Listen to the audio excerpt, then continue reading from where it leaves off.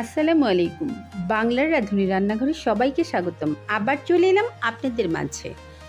আজ নিয়ে এসেছি কাটা মশলায় গরুর মাংস। এই মাংস রান্নাতে আমি কোনো প্রকার বাটা মশলা অথবা গুঁড়া মশলা ব্যবহার করব না। সম্পূর্ণ রান্নাটি হবে কাটা মশলায় অথবা আস্ত মশলায়।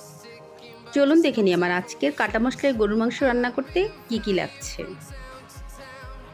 এখানে আমি প্রায় 2 কেজি পরিমাণ গরুর মাংস ভালো করে ধুয়ে পানি ঝরিয়ে নিয়েছি। যে পাতিলে রান্না করব সে পাতিলে মাংসটা নিয়ে নিয়েছি। আর মশলাগুলো একে একে দিয়ে দিব এবং বলে দিব পরিমাণটা। প্রথমে মাংসের সাথে সবগুলো মশলা মিশিয়ে নেব। সব মশলা কিন্তু আজকে কাটা মশলাই হবে। দিয়ে দিলাম 1 কাপ পরিমাণ মোটা কুচানো পেঁয়াজ, হাফ কাপ পরিমাণ রসুন, আদা কুচি, তেজপাতা এবং শুকনো মরিচ দিয়ে দিলাম 4-5টা, এলাচি দিয়ে দিলাম 6-7টি, সাথে অ্যাড করে দিলাম দারচিনি এবং শাহি জিরাটা প্রায় 1 চা চামচ পরিমাণ আছে। অ্যাড করে দিলাম লবঙ্গ, গোলমরিচ। খুব বেশি মশলার প্রয়োজন নেই এই রান্নাতে। অ্যাড করে দিলাম সরিষার তেল, 1/4 কাপ পরিমাণ সরিষার তেল আছে এখানে। আপনি সরিষার তেলে রান্না করলে রান্নার রিয়েল টেস্টটা পাবেন। চাইলে সয়াবিন তেলেও রান্না করতে পারেন। সবগুলো মশলা ভালো করে একটু নেড়েচেড়ে মিশিয়ে আমি চুলায় বসিয়ে দিব ঢাকনা দিয়ে ফুল আঁচে 10 মিনিট। 10 মিনিট পর মাংস থেকে প্রচুর পরিমাণে পানি উঠবে। দেখুন মাংস থেকে প্রচুর পানি উঠেছে। এই রান্নাটা হলুদ ছাড়া হলেও খেতে কিন্তু অসাধারণ। আমি নেড়ে দিলাম এবং মাংস থেকে দেখুন যথেষ্ট পরিমাণ পানি উঠেছে। অ্যাড করে দিলাম 1 টেবিল চামচ পরিমাণ সাদা ভিনেগার। এই ভিনেগারের কারণে মাংসটা খুব তাড়াতাড়ি সিদ্ধ হয়ে যাবে।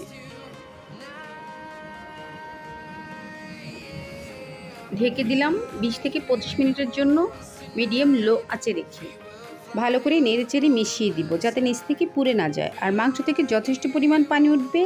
যেহেতু মিডিয়াম লো আঁচে রেখে আমি রান্নাটি করব, তাই মাংসের ভিতরে অবশ্যই মশলা ঢুকবে। তারপর অ্যাড করে দিব স্বাদ অনুযায়ী লবণ। লবণটা অবশ্যই আপনি বুঝিয়ে দিবেন। ভালো করে নেড়েচেড়ে মিশিয়ে আমি আবার ঢেকে রেখে দিব একদম মিডিয়াম লো আঁচে রেখে 20 থেকে 20 মিনিট কি 25 মিনিট।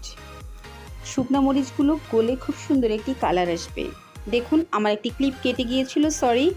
এখানে আমি 1 কাপ পরিমাণ বেরেস্তা এবং 8-10টি কাঁচামরিচ অ্যাড করে দিয়েছিলাম। কাঁচামরিচের ফ্লেভারটা খুবই সুন্দর আসবে আর মাংসের কালারও খুব সুন্দর হবে। যদি মাংস থেকে যথেষ্ট পরিমাণ পানি ওঠে তাহলে আপনার আর পানির প্রয়োজন নেই, আর না হয় আপনি হাফ কাপ পরিমাণ পানি ব্যবহার করতে পারেন। আমি অ্যাড করে দিলাম হাফ কাপ পরিমাণ পানি এবং এটা যতক্ষণ পর্যন্ত না সম্পূর্ণ রান্না হবে ততক্ষণ পর্যন্ত মিডিয়াম লো আঁচে রেখে ঢেকে রেখে দেব।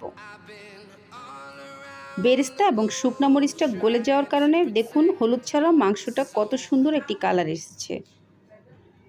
একদম মাংসটি সিদ্ধ হয়ে তেলের উপর উঠে এসেছে এবং এভাবেই আমি আবার ঢেকে রেখে দিব 4 থেকে 5 মিনিট।